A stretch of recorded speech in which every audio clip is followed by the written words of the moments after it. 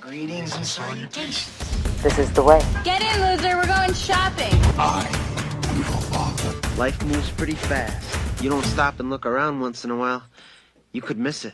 And that's all I have to say about that. Greetings and salutations, everyone, and welcome to Into the Movie Talk with me, Allie. Yes, my name is Allie, and today we're going to get into a very epic podcast episode, which is all about The Mandalorian. So, if you guys have not seen The Mandalorian, especially that season finale, get out of here, watch the season, watch that episode, and then come back because we are going to get very deep into this spoiler, what happened, how I feel about it kind of thing. So let's dive into the movie talk. So I know what you're thinking. The Mandalorian is not a movie, but it is canon, so it does have to, it has connections between the Star Wars movies, the Star Wars shows, so we're gonna get into it. So let's talk about, first of all, this experience with the spoiler rule. If you don't know what the spoiler rule is, here it is. You cannot post anything in social media with spoilers until Monday. So Friday, Saturday, and Sunday, we are giving people enough time to catch up because I know not everyone can wake up and watch it. But, some people ignored that rule. So that's why you saw me on social media. If you don't follow me, it's Talk with Ali on Twitter.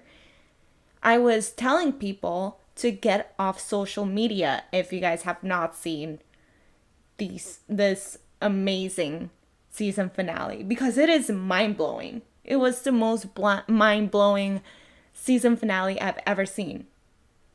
So let's start off talking about this episode.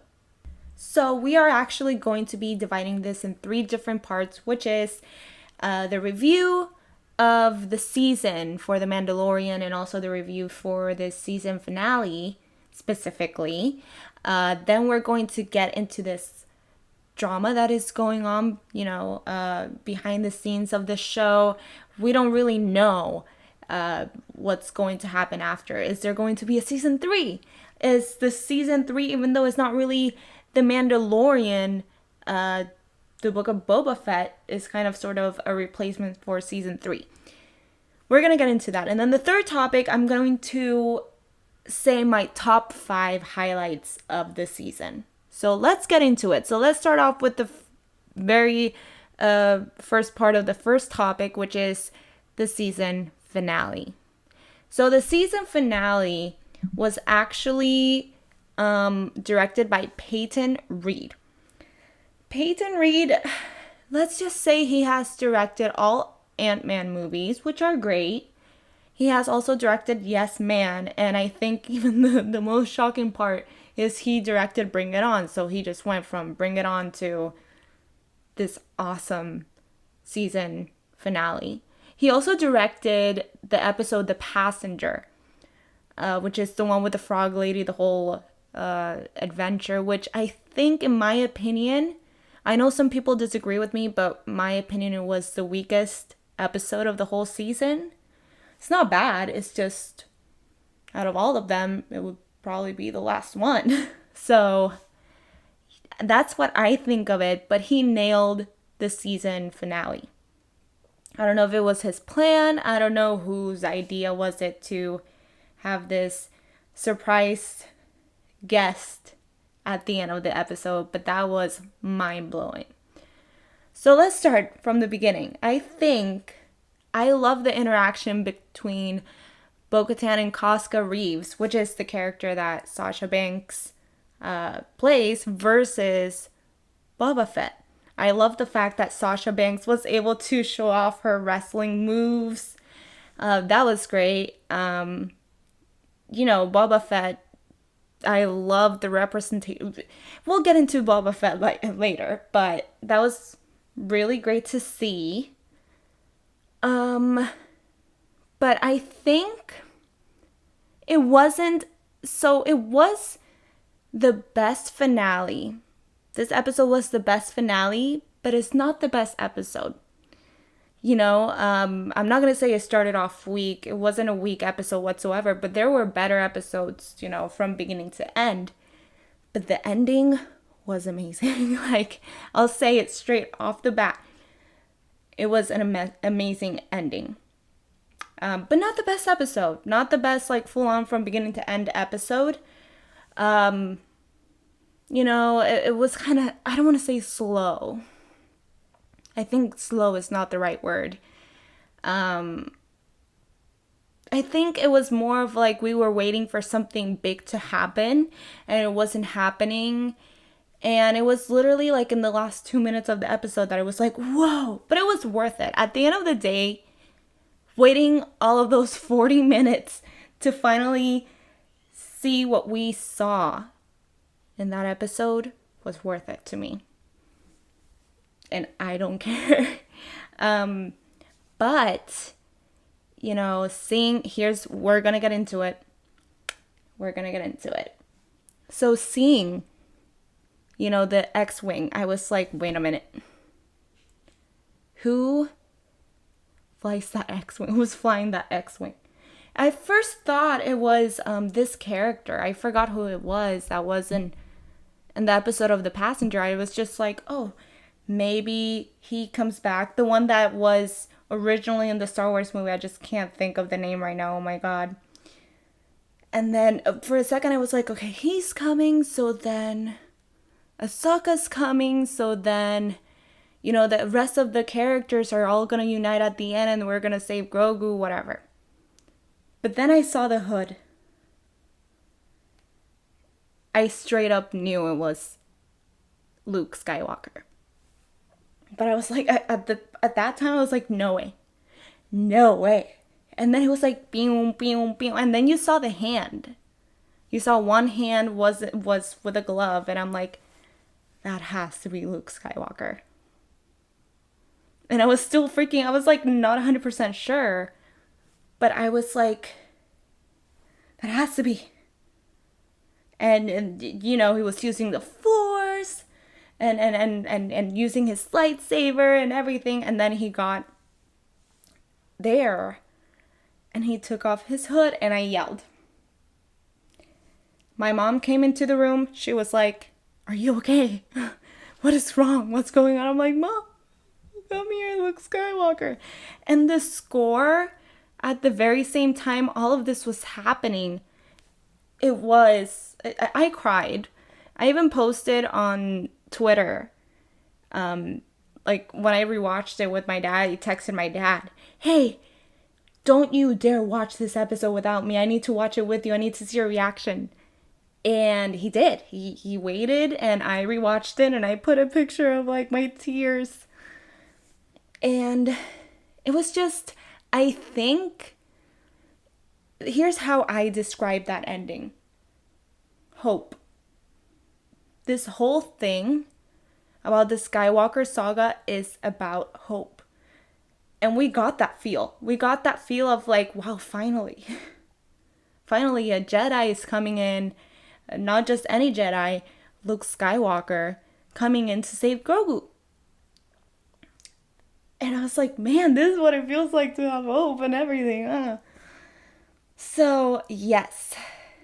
Sorry, I know I skipped through Moff Gideon and Mando's like fight. I need to get to that. But I was mind blown. And someone, I don't remember who posted this in Facebook or Twitter. I don't remember, but they were like, this is when fan service goes right. Because, I mean, I was entertained with Rise of Skywalker. At the end of the day, I love all the movies. I don't hate any of them. But I do admit that there was some kind of fan service there that just didn't work. But this time, it's like, this is how you do fan service.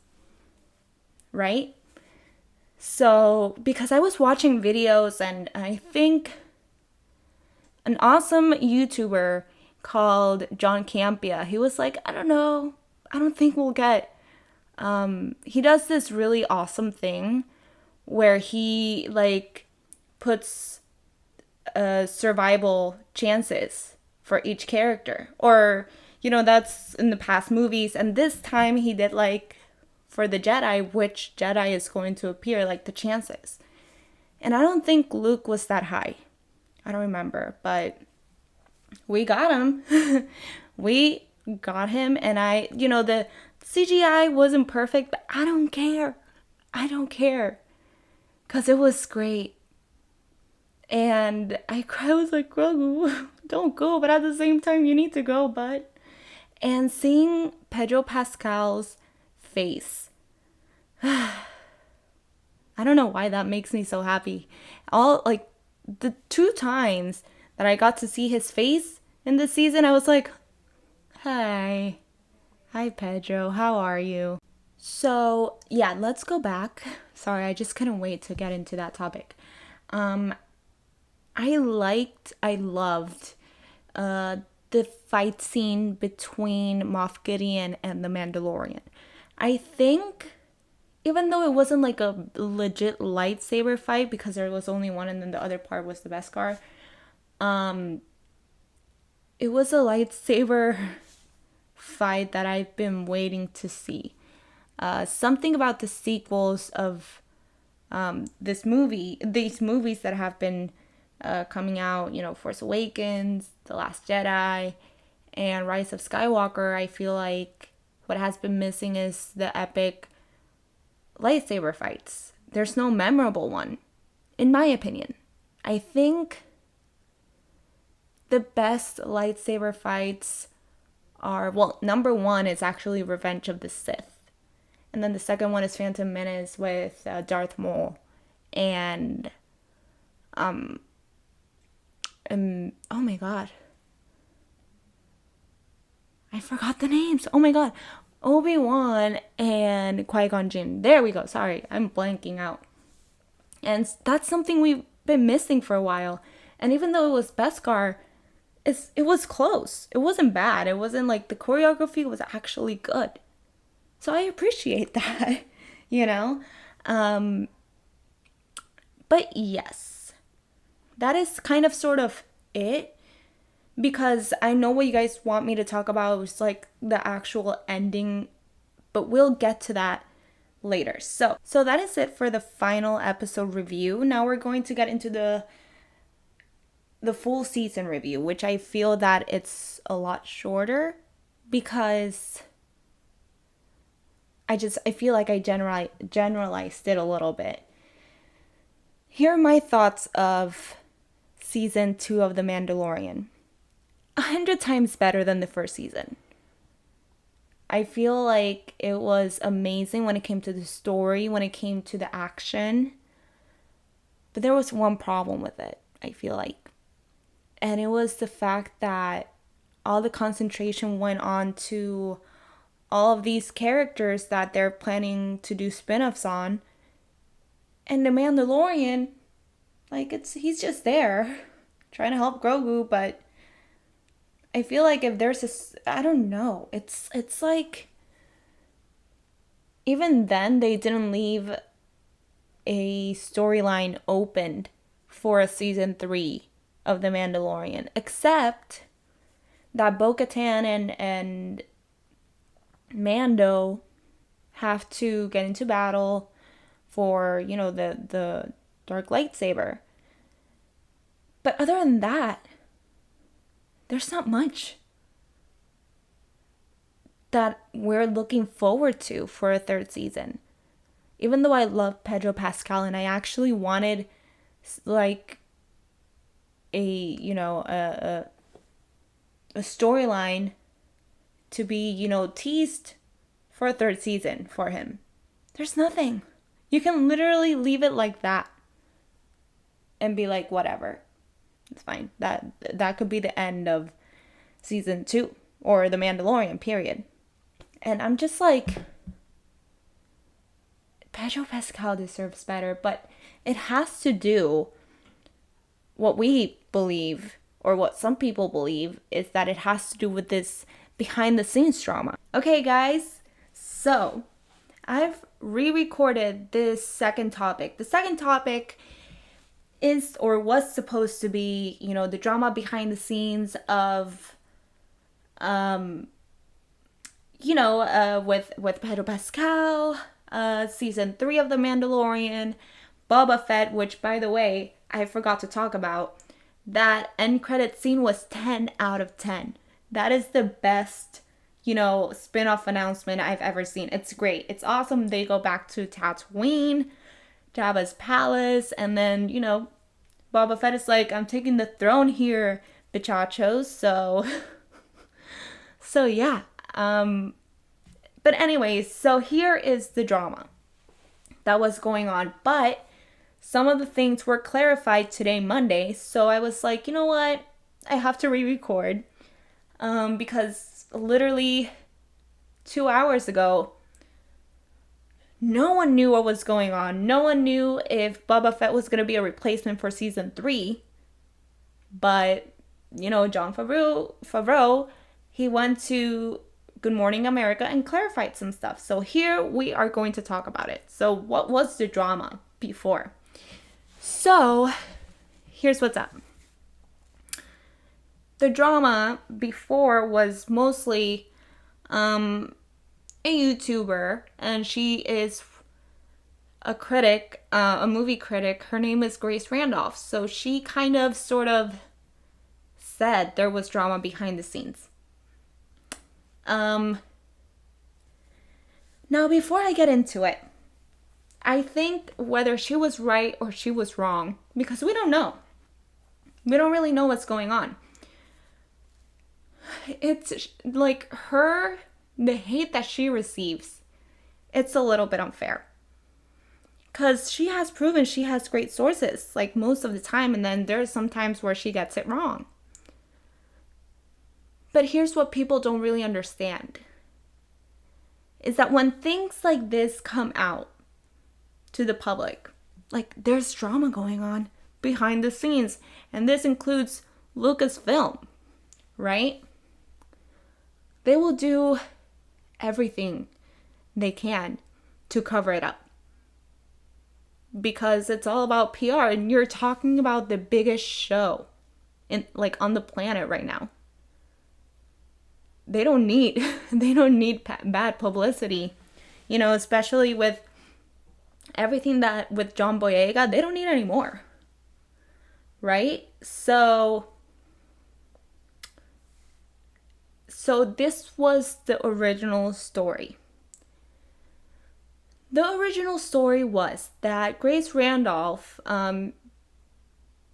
she mentioned that one of her sources told her that there was something that Pedro Pascal did not agree with. He told the directors, he told the producers, and everyone was like, no, we can't do that, whatever. And then he went up to Lucasfilm, because he was mad, and then, they were like, okay, we're not gonna let you do that, and he, out of nowhere, left the set. She said this, I think early September. I think right before the, what's it called? Right before the season premiere, she was saying this. And, there were also some things wrong with the trailer, that it was supposed to come out one night and then it didn't. Because there were problems with the trailer itself. So at first it was like, oh, it kind of adds up. And then Jon Favreau said the following. He was like, well, there's going to be some episodes that concentrate in other characters. So we were like, whoa, this matches. What is going on? And then we saw the season. And I think a lot of people were interested in the finale just to see, is there going to be a season 3? Are they going to kill off Mando itself? But no. He's still pretty much alive. And people were like, huh, so I guess it's not true then. And then Jon Favreau clarified that what he meant by the shift in the season of focus on the character was mostly, with the Mandalorian there, and also, just to focus on the characters for the spin-offs. And I'm like, that makes sense, but then I think about it this way. When it comes to public relations, how do you explain this? When it comes to public relations, they don't want any bad press. They don't want any bad publicity. So, of course, they will do everything to, hide it. Or sometimes things change. So, which is why I'm, not dismissing it 100%. Especially now. They don't need bad publicity now with the biggest show on the planet. Apparently, at first, it was about not wearing the helmet. Grace Randolph said, apparently it was bigger, but I'm not going to get into it, which I kind of disagree. You can't post this if you don't want to get into it. But yeah, so let's focus on what was the drama and why I had to re-record this. So, apparently people were like, wow, so they're filming Boba Fett right now. And it's going to release December 2021. Okay. Why is that sketchy? Because normally, during this time, this is where they film The Mandalorian. So people are like, so does this mean we're not going to have a season 3 of The Mandalorian? But this morning, Jon Favreau confirmed there's going to be a season 3. So I guess things worked out, or it wasn't true. So, at first, the first recording was more like, okay, so this is the drama. We don't know what's going to happen. The second recording was like, we might find out tomorrow. But, so if none of this, if he dismisses all of this, probably, untrue. And let's just, think about it as a rumor and just enjoy the tea. But I feel like I needed to clarify it. So I made sure to re-record today. And yeah, that is pretty much the drama. We are getting a season 3. I don't know how they're going to continue it. Later I have a question regarding that, which I'll answer more specifically. But they did not really leave a story open for The Mandalorian. So does that mean they were still kind of in negotiations of season 3 or not? I don't know. We're gonna have to see. But regardless of if it's true or not true, I'm happy we're getting a 3rd season. I'm happy that we're keeping Pedro Pascal. Because Pedro Pascal, I feel like everyone loves him. Everyone's on his side. People love him. And if he's not back, there's going to be chaos. I feel like people will be mad because we have already fallen in love with this guy. Are you kidding me? So, yeah. So that's it for our second topic. So let's get into our third and final topic. Oh my god, I sound like John Campea. Let's get into our third topic. So, for our final topic, we are actually going to get into the highlights of the season, which were my favorite parts. You can actually, if you want to share your highlights for the season, you can tweet at me, talk with Ali on Twitter, and then we can discuss it. I love it because I feel like everyone's highlights are different. So I'll start with mine. So let's get into our number 5. We're going to start 5, 4, 3, 2, 1. I feel like my number 5 is actually seeing Pedro Pascal removing his helmet in the episode of The Believer. I don't know why. I feel like every time I see his face, it makes me so happy. I was like, I missed you, Pedro. I was like, finally seeing your face. I don't know why. It just made me so happy to just see his face. You know, especially even though, you know, the Mandalorian needs to keep his helmet on at all times, so it's understandable, you know. So that one time or twice, actually, I think the first time was more like Pedro. So yeah, that is actually my number 5. I don't know why, it just made me so happy. I wanted to tweet about it, but I couldn't because spoilers, you know, the spoiler rule.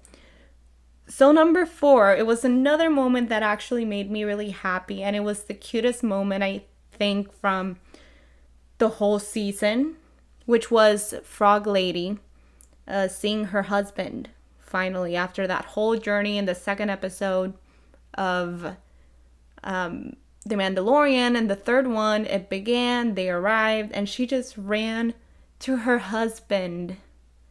And it was like the cutest moment, I feel, for the whole season. Everyone fell in love with Frog Lady, even though, in my opinion, that was the weakest episode, the second episode, the whole journey with the Frog Lady, but that third episode made it all worth it to me.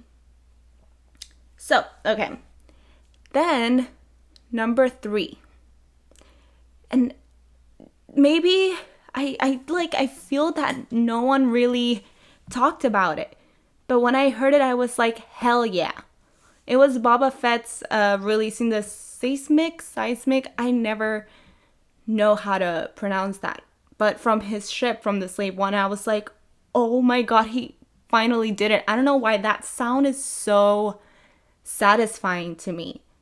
Like, just him releasing it, and then that, like, 1 second of silence, and it's like, boom. I was like, he did it. That's what I was waiting for. So, that is my number 3. I know, like, I'm going, you know, very short sentences and very straight to the point with this one. But, yeah, it's just, I just feel like I get it, like, get everything out, like, straight up, straight to the point. So, number 2, I feel like it was number 1 for a while for everyone. I think it was seeing Ahsoka Tano for the first time, because they did an amazing job, even though I was like, can they show her already? I want to see her face. I want to see what she looks like. They waited until that episode to show what she looked like. And it was everything we wanted and more. I think Rosario Dawson was the perfect casting. And just in case you guys didn't know, they actually weren't considering her until the fan casting started for Rosario Dawson. And she was perfect. I think that is literally the perfect casting. So, I think you know what my number 1 is. My number 1 is seeing Luke Skywalker. I feel like that whole scene of seeing the X-Wing and then wondering, who is that? And then seeing him with the robe. And then seeing, like, I was like, heck yes. And then him taking off his hood, I was like, I'm happy. Hope. There's hope. Grogu is gonna be okay because it's Luke Skywalker, even though he's probably gonna be killed years later by Kylo Ren. But, oh man, I ruined it, didn't I? I was like, hope, but then he's gonna be killed. But yes, that was my number 1 moment. I feel like, as I said before, they actually did the fan service right.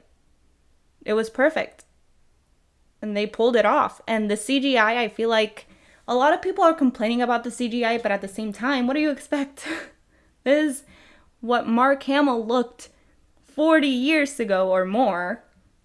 And you guys are complaining that it's not good enough. It's actually great for, you know, for, like, under the circumstances. That was amazing. That's actually better than the CGI used for Leia Skywalker. Did I just say Leia Skywalker? That sounds so weird. Leia Organa. when she was doing the Jedi training. And I think even better than the Leia in Rogue One. I think that was perfect. I loved it. I loved it. So that is it for the highlights. I try to make it short. Okay, so let's get into the questions. I have one question from Dan Mayer saying, really curious where they're going to take the series story in season 3. So, considering what I said, it's they kind of did not leave a story open for season 3 for us to get excited over things. The only story that was left open was Bo-Katan versus Mandalorian. So my theory is that there's now going to be more Mandalorians in the show, and it's going to be like a showdown. It's going to be focused on who takes the throne for the Mandalore. That is the only thing that I can think of, because we've been focused on Grogu for the longest time. So it's I don't know. I have no idea. Unless they might start something new. They might start a new conflict. But I think that's where they're going to do it. It's all about the throne of the Mandalore and everything. So, I mean, they might bring Bo-Katan back for this show. I mean, they have to if that's what they're going to focus on, especially since that's the only plot that was left open to explore in future seasons. So we're going to have to wait and see. So, okay, next person. Is the medallion Cara was given going to be of relevance later, do you think? And he actually sent a really cool picture that he made of the actual medallion. And it was by @Sean_Boone. Thank you for the question. So if you guys didn't know, there's actually one of the spin-offs called Rangers of the New Republic, which is, it's a spin-off directly from The Mandalorian, and Cara Dune could have a really huge role here. But there's things going on also. I wouldn't really say behind the scenes is kind of public, where the actress has been posting, transphobic comments, and Disney doesn't really like that. So they're kind of saying to her, according to the rumors, that she needs to apologize if she wants a role in the spinoff, because at the end of the day, Cara Dune is actually a really interesting character, and she's really good, and the actress does a really good job with her character. But, Disney cannot handle, having someone transphobic in the team, and especially if they're going to give her a really big role for the Rangers of the New Republic.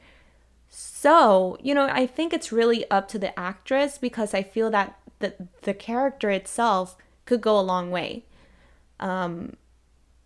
But we're just gonna have to see, but